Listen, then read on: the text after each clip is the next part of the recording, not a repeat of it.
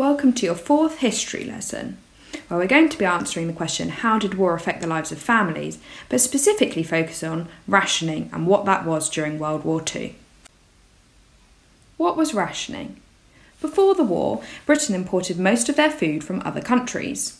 However, war stopped this from happening as Germany started attacking food supply ships with the hope to stop all food getting into Britain. The decision was made to ration the food that Britain had. On the 8th of January 1940, rationing began, when bacon, butter and sugar were rationed. This meant that people were only allowed limited quantities of things.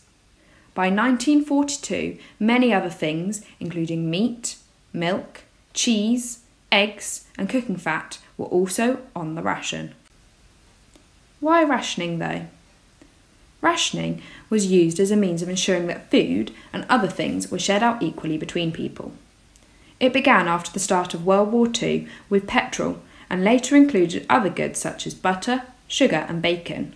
Eventually, most foods were covered by the rationing system, with the exception of fruit and vegetables. How did people share though? Ration books were given to everyone in Britain, who then registered in a shop of their choice. When something was bought, the shopkeeper would mark the purchase off in the customer's book. There were some exceptions though.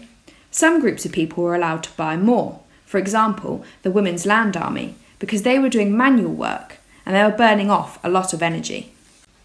Picture what that would have been like. Imagine having to take a little book with you every time you pop down the road to Asda or Aldi, having to get all of your food ticked off in this book. To help with all this was the Ministry of Food. This was a government department that was set up from the start of the war to the end of all rationing in 1958. They helped with food production and usage to make sure Britain was growing enough food and not wasting any. The Ministry of Food helped people make the most of their rations without wasting some, and at the same time they gave them ideas to make mealtimes more interesting. Another thing that they did was to write lots of books and articles to help educate the public.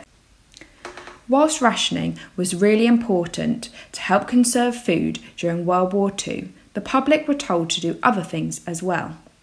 They were encouraged to try and grow their own food.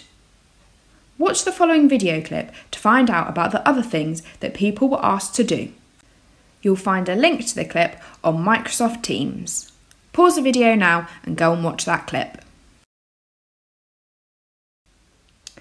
Now that we've had a think about rationing and what it is, you've got 2 tasks that I would like you to complete over the next 2 days.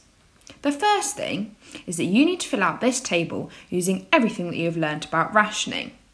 You're going to need to answer the question, which of these foods do you think would have been available during World War II? And you're going to have to say whether you think they were readily available, there was a limited supply, or not available at all. This is your task for Thursday afternoon. Once you've done that, you can stop your home learning for the day. Keep on watching this video now though to know what your task is for Friday as well. On Friday, your task is to pack this lunchbox with food that might be available during World War II and rationing. You're going to need to think about what a schoolchild may have been able to take to school with them. Do you think they'd have been able to eat crisps? I'm not so sure. What you're going to need to do is to draw pictures of the types of food they might have taken to school and put them inside the lunchbox. Once you've completed both of your tasks, you're going to need to take pictures of both and upload them onto Microsoft Teams. If you filled in the table on your computer, you can upload that straight away. You don't need to take a picture of this.